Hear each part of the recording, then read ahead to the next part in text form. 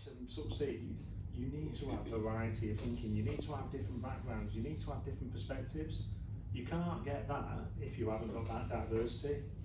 So we genuinely need to bring that, more to the sort of table, as it were. We need to attract people to the business as well. Actually, if we're not, if people see the leadership team, and it's all people who look like me and Scott, it doesn't smack of opportunities for people to progress their careers within the business and get to the top table and become the next CEO or the CFO or the MD or the ops director or whatever anybody's aspiration is. So that's got to be really important as well. I keep coming back to growth. We want to grow as a business, but we've got to do it in the right way, and we've got to create opportunities for people, not only in the room, but in the wider business, to be able to fulfil their potential.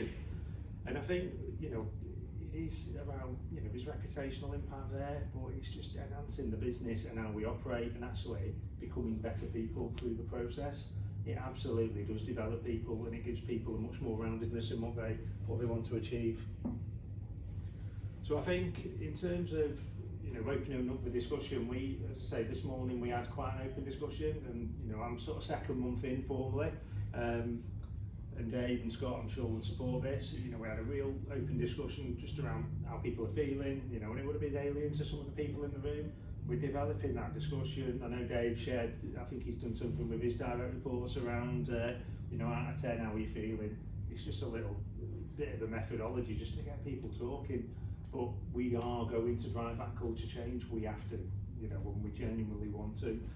In terms of the leadership population, I mentioned Victoria earlier on, and I know as we sort of go through the structure, that dynamic will change.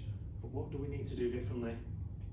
What's stopping us? What's stopping people? I'm sure there's people in the room who want to be sat around the ops board. I'm sure there's a potential CEO in the room, in terms of ambition, or a CFO or HSEQ director, whatever it may be. You need to help me to help you. What is it that we need to do differently to enable this to happen? I think, it is difficult in the wider context of the sector, but I look at Network Plus versus the competition, and we are modern, we are agile, we've got a really good business here, so how do we take it to the next level and really use that as a bit of a USP? How do we become the employer of choice? I think I mentioned the clients there. I think the clients do it well, genuinely I do, and we feed into that and we get a bit out of that as well. But I guess, who can we learn off? We don't have to reinvent the wheel. What can we do? What learning can we take? How can we get their experiences factored in? Obviously, Ellen Miles has spoken at one of these events previously. I know Ellen of old, very ambitious individual, very, very focused on a career, just got the CFO role at Severn Trent, which is it's FTSE 100 exec role is very commendable. I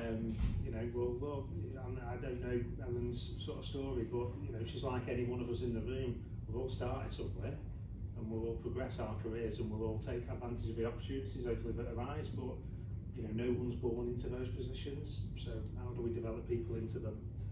And I guess, I think it feels like we do quite well. It's like we've just been talking about, we've been doing this for 12 months. There's loads more that we can do, I'm sure.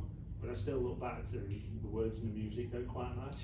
When I look around that population of senior leaders in the business, the balance ain't right yet. So how do we change that? How do we shift the dynamic and make the business a better place for it? So I guess that's, I pulled a few slides together. I probably stuck to them more than I normally do.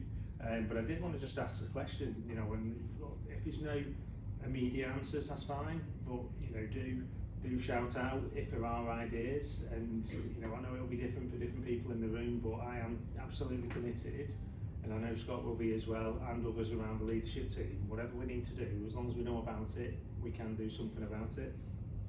And I think the last thing before I open it up is, I've got twin children, 15, 16 years of age.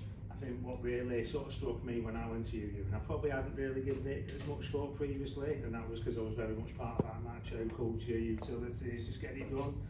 But having a daughter of that age, I sort of think, well, actually, I'd hate to think that she'd join a business where she hasn't got the same opportunities as everyone else. So actually, I do care quite passionately about it, and I know Scott does as well. So again, it's not just something we're trying to do; it's something we care passionately about, and we need to do. We need to do more. So I'll pause there and just sort of open it up really. Has anybody got any sort of thoughts or comments or without putting people on the spot?